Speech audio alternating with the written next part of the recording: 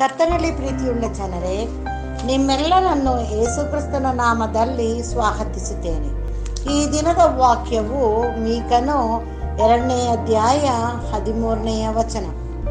ಒಡೆಯುವವನು ಅವರ ಮುಂದೆ ಹೊರಟಿದ್ದಾನೆ, ಅವರು ಬಾಗಿಲನ್ನು ಹೊಡೆದು ನುಗ್ಗಿ ಹೊರಟಿದ್ದಾರೆ. ಅವರ ಅರಸನು ಅವರ ಮುಂದೆ ತೆರಳಿದ್ದಾನೆ, ಯೆಹೋವನು ಅವರ ಮುಂಭಾಗದಲ್ಲಿ ನಡೆಯುತ್ತಾನೆ. ಪ್ರಿಯರೇ, ಈ ದಿನದ ವಾಕ್ಯಕ್ಕಾಗಿ ಸ್ತೋತ್ರ ಮಾಡೋಣ.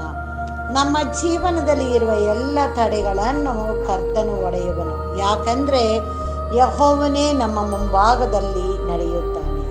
ಎಂಥ ತಡೆಗಳಿದ್ದರೂ ಸರಿ, ಆತನೇ ನಮ್ಮ ಮುಂದೆ ಹೊರಟು ನುಗ್ಗಿ ಯಾವ ಅಪಾಯವೂ ನಮಗೆ ಸಂಭವಿಸದ ಹಾಗೆ ನಮ್ಮನ್ನು ಕಾಪಾಡಿ ರಕ್ಷಿಸಿ ನಡೆಸುತ್ತಾನೆ. ಪ್ರಾರ್ಥನೆ ಮಾಡೋಣ.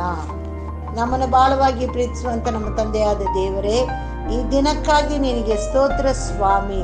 ಹೌದು ಕರ್ತನೆ, ಈ ದಿನದಲ್ಲೂ ಕೂಡ ನೀನು ಕೊಟ್ಟಂತ ವಾಕ್ಯಕ್ಕಾಗಿ ನಿನಗೆ ಸ್ತೋತ್ರ. ನಮ್ಮನ್ನ ಆಯುಷ್ಯನ ದಿನದಲ್ಲಿ ಒಂದು ದಿನವನ್ನು ಹೆಚ್ಚು ಮಾಡಿ ನೀನನ್ನು ಕೊಂಡಾಡ್ಲಿಕ್ಕಾಗುವಂತೆ ಕೊಟ್ಟಂತ ನಿನ್ನ ಕೃಪೆಗಾಗಿ ನಿನಗೆ ಸ್ತೋತ್ರ ಸ್ವಾಮಿ.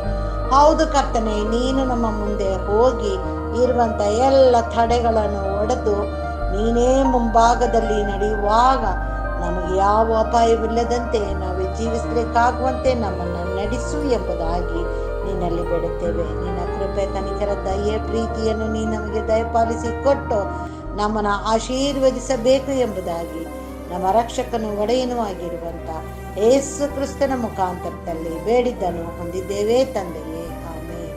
ದೇವರು ಈ ವಾಕ್ಯವನ್ನು ಮತ್ತು ನಮ್ಮೆಲ್ಲರನ್ನು ಆಶೀರ್ವದಿಸಲಿ. ಆಮೇಲೆ.